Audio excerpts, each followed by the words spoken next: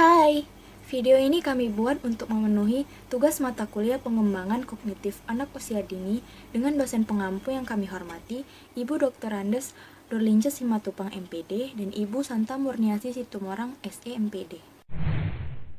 Pada kesempatan kali ini, kami akan memaparkan tentang metode pembelajaran dalam pengembangan kognitif anak usia dini.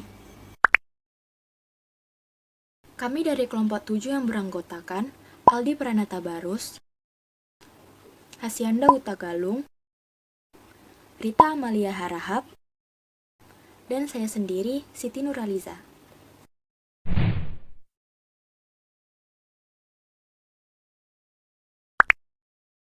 Seperti pembahasan kita yang lalu, metode merupakan salah satu komponen penting dalam strategi pengembangan kognitif anak usia dini. Metode sendiri terdapat banyak macamnya. Nah, sebelum kita ke metode-metode itu, ada baiknya kita mengetahui apa itu metode. Metode secara harfiah diartikan sebagai cara kerja yang teratur untuk memudahkan suatu kegiatan guna mencapai tujuan. Maka dari itu, metode pembelajaran adalah cara untuk membantu anak mencapai tujuan. Dalam hal ini, tujuannya adalah indikator kompetensi perkembangan anak, seperti memberi contoh atau pelatihan untuk mengembangkan aspek perkembangan kognitif. Metode pembelajaran terdapat banyak macamnya. Joyce and Will mengemukakan terdapat 150 metode yang dapat diimplementasikan dalam strategi pembelajaran. Mengingat jumlah metode sebanyak itu, pemilihan metode yang tepat untuk pembelajaran anak sangat penting diperhatikan agar dapat mengembangkan aspek perkembangan anak dengan baik. Nah, berikut adalah 8 metode pembelajaran dalam pengembangan kognitif anak usia dini yang akan disampaikan oleh teman-teman saya. Yang pertama ialah bermain. Bermain ialah kegiatan yang menggunakan atau tanpa menggunakan alat yang dimana nantinya akan memberi kesenangan dan juga informasi pada diri anak.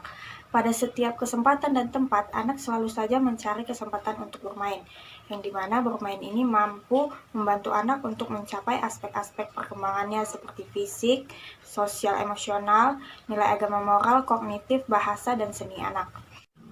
Bermain ini terbagi atas beberapa macam. Yang pertama adalah bermain eksploratif, yaitu bermain dengan menjelajah. Contohnya bisa dilakukan dengan mengajak anak bermain pasir atau tanah di luar ruangan, kemudian membebaskan anak untuk membentuk sesuatu yang ada dalam pikiran mereka dari pasir atau tanah. Misalnya anak ingin membentuk sebuah bentuk sabun dari tanah.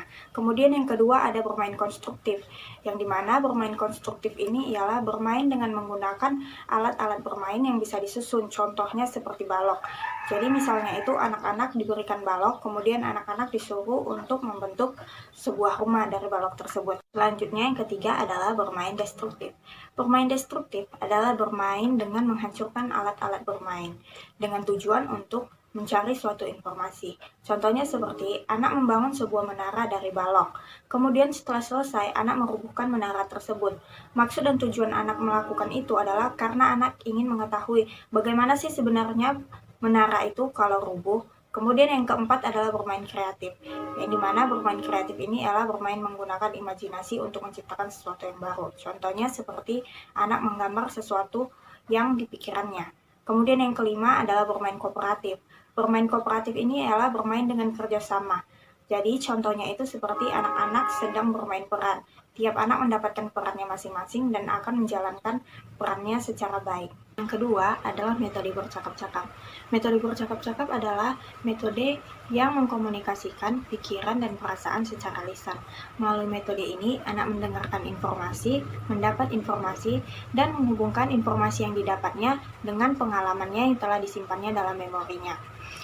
Dalam metode bercakap-cakap ini, terdapat sesi tanya jawab antara anak dengan guru maupun anak dengan anak. Metode bercakap-cakap dapat dilakukan dengan yang pertama, bercakap-cakap bebas. Maksudnya ialah bercakap-cakap di sini tidak dibatasi dengan pembahasan topik tertentu.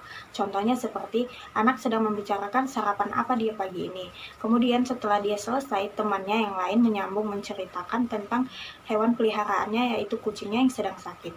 Kemudian yang kedua adalah bercakap-cakap dengan tema. Di sini maksudnya ialah bercakap-cakap dibatasi dengan tema tertentu. Contohnya, pada hari ini pembelajaran anak temanya adalah keluarga, maka guru akan berbicara mengenai keluarga dengan anak-anak. Yang ketiga, bercakap-cakap menggunakan gambar seri. Misalnya, guru menunjukkan kepada anak gambar seekor gajah. Kemudian guru akan menjelaskan bahwa gajah memiliki belalai yang panjang dan berbadan besar. Kemudian yang ketiga ada metode tanya jawab. Metode ini dilakukan dengan memberikan pertanyaan secara langsung kepada anak-anak. Metode ini dilakukan dengan tujuan untuk mengembangkan kemampuan berpikir anak dan juga membuat anak terlibat aktif dalam kegiatan pembelajaran. Contohnya seperti guru menanyakan kepada anak tentang buah-buahan beserta warnanya, maka anak-anak akan menjawab pertanyaan dari si guru. Yang keempat ada bercerita. Bercerita merupakan cara untuk meneruskan warisan dari generasi ke generasi berikutnya. Nah, di dalam bercerita juga kita dapat mengembangkan perkembangan anak usia dini, karena melalui bercerita kita dapat memberikan nilai-nilai budaya, sosial dan keagamaan, dan menanamkan etos kerja, waktu, dan membentuk fantasi anak di dimensi kognitif dan bahasanya. Metode bercerita merupakan salah satu pemberian pengalaman belajar bagi anak usia dini, karena dengan bertutur kata dan langsung bercerita di depan anak usia dini. Adapun beberapa cerita yang harus kita bawa di dalam mengajar nanti, mungkin salah satunya membaca buku secara langsung, bercerita dengan menggunakan ilustrasi, misalnya membawa buku gambar ataupun bisa dari gadget. Yang ketiga, bercerita dengan tema dongeng. Yang keempat, bercerita menggunakan papan penili. Yang kelima, bercerita dengan membawa boneka. Yang keenam, bercerita tentang drama atau kejadian tertentu. Yang keenam, bercerita dengan memainkan tangan. Yang kelima yaitu metode demonstrasi. Metode demonstrasi merupakan metode yang mengajar efektif untuk membantu anak untuk mencari jawaban atas pertanyaannya. Bagaimana caranya dan apa saja bahannya.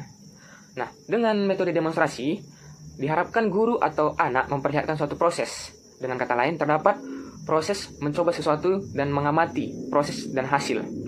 Dengan demikian, dapat disimpulkan bahwa metode demonstrasi ialah cara penyajian materi pembelajaran kepada anak dengan mengadakan percobaan dan mengalami langsung serta membuktikan sendiri suatu yang dipelajarinya, yang bertujuan agar anak mampu memahami tentang cara mengatur atau menyusun sesuatu. Yang keenam, ada proyek. Proyek merupakan metode yang memberikan kesempatan kepada anak untuk melaksanakan tugasnya berdasarkan petunjuk langsung dari guru ataupun orang tua, sehingga anak memahami tugasnya secara nyata dan dapat dilaksanakan secara tuntas. Metode pemberian tugas yang dimaksudkan itu agar anak, satu, memberi kesempatan kepada anak agar lebih banyak dalam belajar. Kedua, memupuk rasa tanggung jawab kepada anak. Yang ketiga, memperkuat motivasi belajar. Yang keempat, atau yang terakhir, mengembangkan daya nalar terhadap anak. Selanjutnya itu ada karya wisata. Nah, karya wisata ini merupakan suatu metode pembelajaran di PAUD yang dilakukan dengan cara mengamati dunia dengan kenyataan yang ada secara langsung yang dapat meliputi manusia, hewan, tumbuhan, serta benda-benda lainnya dengan pengamatan panca indera kita seperti mengenai bentuk, warna, ukuran, dan sebagainya. Nah, dengan karya wisata, kita dapat membantu mengembangkan pengetahuan yang sebelumnya sudah diperoleh anak di kelas, kemudian memberikan pengalaman mengenai kenyataan yang ada dan juga menambah wawasan anak. Adapun beberapa wawasan tersebut diantaranya yaitu pertama, bahwa setiap benda itu memiliki sifat-sifat yaitu dapat dilihat, diraba, dirasa, dibau, dan dapat didengar. Yang kedua, benda-benda itu dapat kita bandingkan satu dengan yang lainnya berdasarkan persamaan dan perbedaan yang dapat dilihat, dirasa, didengar, dan diraba. Yang terakhir yaitu benda-benda itu dapat digolongkan berdasarkan kesamaan sifat yang dapat dilihat, dirasa, dibau, didengar, dan diraba. Selanjutnya yaitu kunjungan lapangan atau field trip. Nah, jadi kunjungan lapangan atau field trip ini merupakan suatu metode pembelajaran yang hampir sama dengan karya wisata yang sebelumnya sudah saya paparkan. Dalam kunjungan lapangan ini merupakan suatu aktivitas belajar yang menyenangkan bagi anak. Kegiatan kunjungan lapangan dapat dilakukan di sekitar sekolah maupun di luar sekolah. Kegiatan kunjungan lapangan merupakan suatu kegiatan di luar sekolah yang dapat membantu, memperkuat, menambah, dan memperluas pembelajaran dan pengajaran. Kunjungan lapangan dapat memberikan gambaran tentang konsep dan prinsip ilmu atau sains untuk menunjukkan pandangan yang lebih jauh lagi.